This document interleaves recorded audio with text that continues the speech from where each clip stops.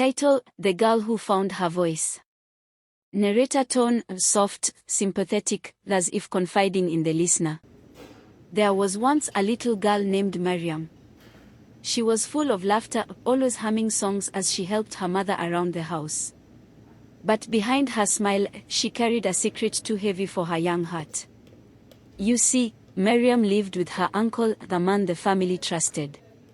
Yet, when no one was watching, he would draw too close, say words that made her skin crawl, and sometimes touch her in ways that left her frozen in fear. She was just a child, yet forced to carry the weight of silence.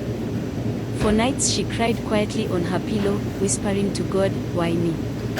Am I safe? Will anyone believe me?" Fear told her to stay quiet. Shame told her it was her fault. But deep inside, Mariam's spirit kept whispering, "You deserve freedom. You deserve to be safe." One day, with trembling hands, she found the courage to speak.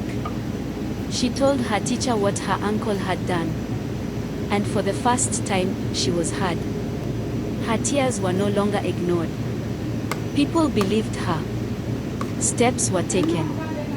And slowly, Mariam learned that she was not the problem, the abuser was. Mariam's story is not just her own. Too many children carry silent pain, suffering in shadows. But Mariam teaches us something powerful: silence protects the wrong people.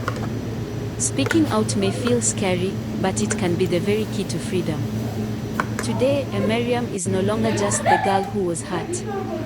She is the girl who survived. She is the girl who found her voice. And she is the reminder to us all: believe children, protect them, and never let their pain be ignored. Narrator soft close, almost like advice to the audience. So as I stir this food, I want you to stir your hearts with compassion. If you see a child withdrawn, afraid, or carrying unspoken pain, listen. Because sometimes, saving a life starts with simply believing.